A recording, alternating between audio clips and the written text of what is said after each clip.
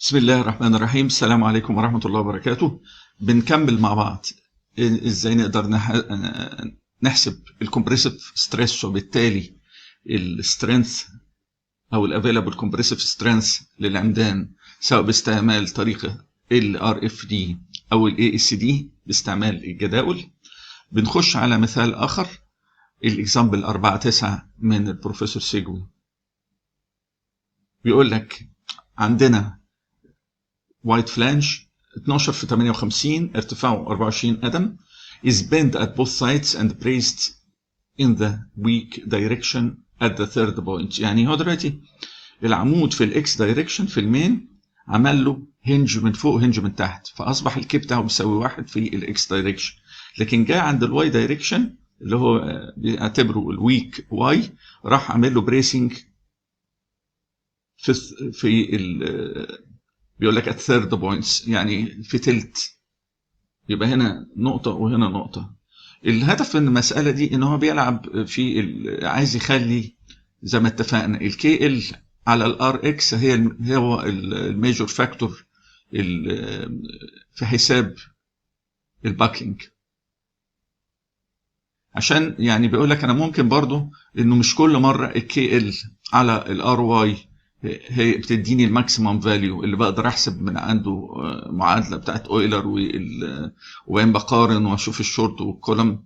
في بعض اوقات اذا انا اتحكمت في البريسنج في الواي دايركشن اقدر اخلي كنترولينج فاكتور كي ال على ار اكس.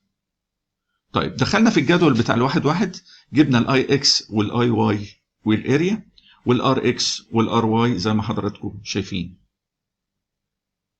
إذا حسبت الكي ال على الار في اتجاه،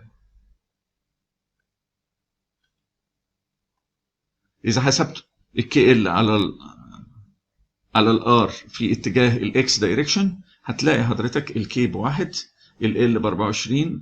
إذا حولته ضربته في 12 حولته لانش، قسمته على الار اكس اللي هو من الجدول 5/28 يديك 54. جميل.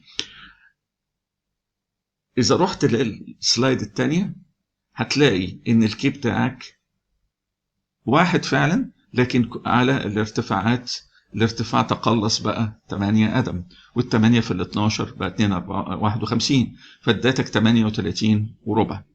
طيب انت كنت حاسب الكي ال على الار في اتجاه الاكس ب 54 والكي ال على الار في اتجاه الواي هو ال 38 25، بما انك بتختار القيمه الكبيره اصبح الميجور اكسس جوفرنس. ليه؟ لان قيمه المعامل بتاع كي ال على الار في اتجاه الاكس هي اكبر، وبالتالي بتديني ستريس اقل.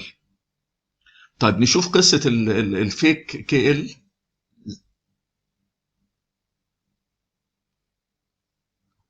ده الكلام اللي هو من كتاب بروفيسور سيجوي.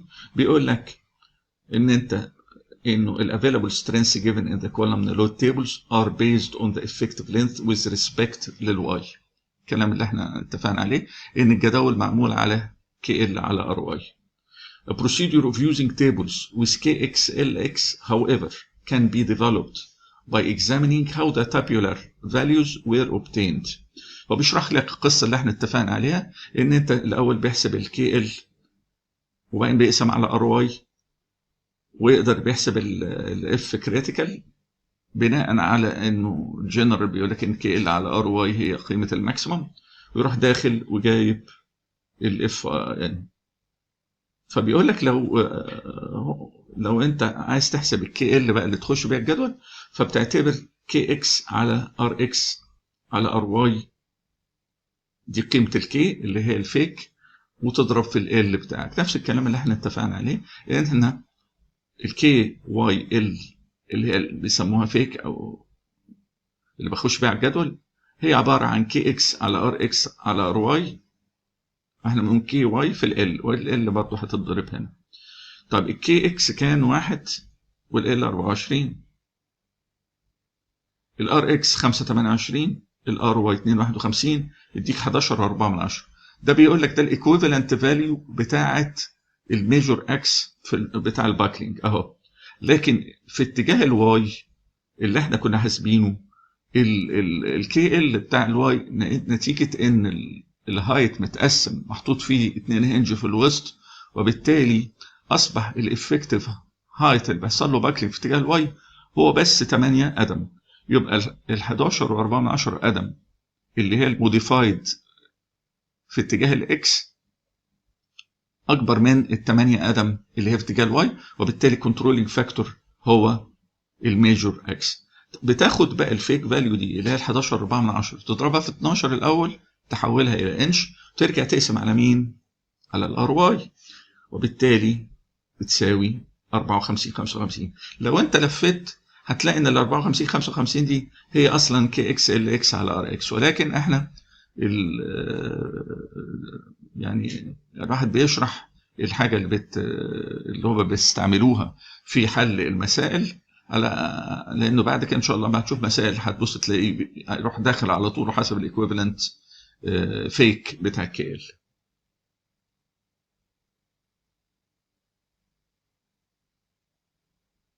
بتخش بقى على الخطوه اللي بعد كده، هنحسب بالطريقتين، الطريقه اليدويه اللي هي اللي على طول، والطريقه الثانيه بيجيب اف اويلر او اف الاستيك باي سكويرد اي على كي ال على الار تربيع اكس اللي هي 54 55 تربيع، يديني 96 و 26%. تمام. هذا الرقم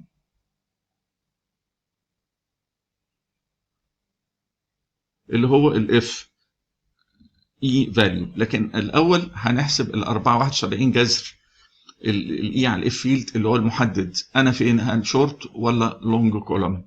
فالمعامل 113 43. اذا الكي ال على الار في اتجاه الاكس اللي هي 54 55 اقل من 471، فهي ده الكي ال على الار اهو، القيمه بتاعتي اقل من ال 113، انا عندي 54. فيبقى انت بتخش كده لغايه ما تشوف الكيرف اللي هو بتاع الشورت اللي هو اف كريتيكال بيساوي 0.658 اس اف فيلد على الاف اويلر اللي احنا لسه حاسبينها، القوس ده مضروب في الاف فيلد. طيب نشوف مع بعض. يبقى انا عندي 0.658 في 50 على ال 96 اللي احنا لسه مطلعينها اهي، 26 في ال 50 يديك 40 23. ادي النقطه دي اللي هي لان الجدول ده بيقول لك ان الاف كريتيكال الاف فيلد بتكون بين 39 من 100 و1. الواحد دي اللي هي في الحاله بتاعتنا 50، وال 39% تقريبا يعني حوالي اقل من 20 بشويه، انت بين الاثنين. يبقى وصلت 40 23 ل 40 23 كي اس اي. عايز تشتغل ال ار اف دي بتضرب في 9 من 10 ديك 36 21 كي اس اي.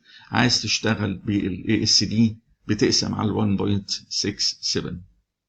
طيب لغايه دلوقتي احنا حسبنا ستريس في ال ار اف دي، عندي 36 واحد من 10 بضرب في الاريا دي، الاريا اللي هي 17 انش سكوير، هديك ابروكسيمتلي 616 كيبس. ادي الاسد، ادي الاستريس 40 23 اللي هو طالع من هنا، بقسمه على الواحد 6 7. تمام. وارجع اضربه في الاريا برضو، ادي الاريا جروس يساوي 410. يبقى عندك السترينث بتاع العمود يقدر يشيل 616 لانه هو شورت كولوم، الميجور فاكتور بتاعه المحدد للباكلينج هو في اتجاه الاكس، ويقدر يشيل 410 في حاله الاسد.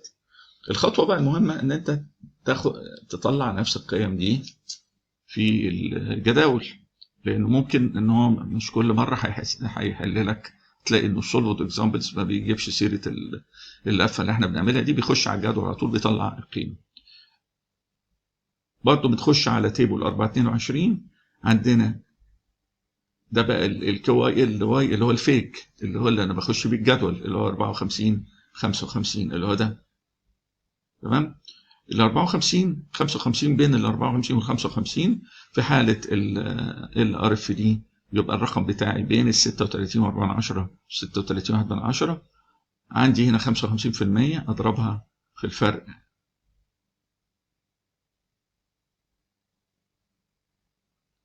بين الاثنين دول 3 من 10 في 55%، واخصم اضرب في ماينس 1 زائد 36 و4 من 10. 36 1 من 10 36 و4 من 10 يعني تطلع 36 24% بالاثنين اقرب لل 24 ل 36 و4 من 10 اهو. باخد هذا الرقم لانه ستريس، ارجع اضربه في الاريا اللي هي 17 هيديني 616 8 من 100. والاسد بخش في الجزء الخاص بيه اللي هو 24 و2 من 10 ناقص 2 من 10 في 55% يديني 24 10 اضربه في الاريا يديني 410. دي الارقام، ادي 410 وادي 616 ادي 410 وادي 616. وبكده نكون خلصنا من الموضوع بتاعنا وعرفنا موضوع الفيك كي ال فاليو بتاعت الميجور دايركشن. اشكركم، السلام عليكم ورحمة الله وبركاته.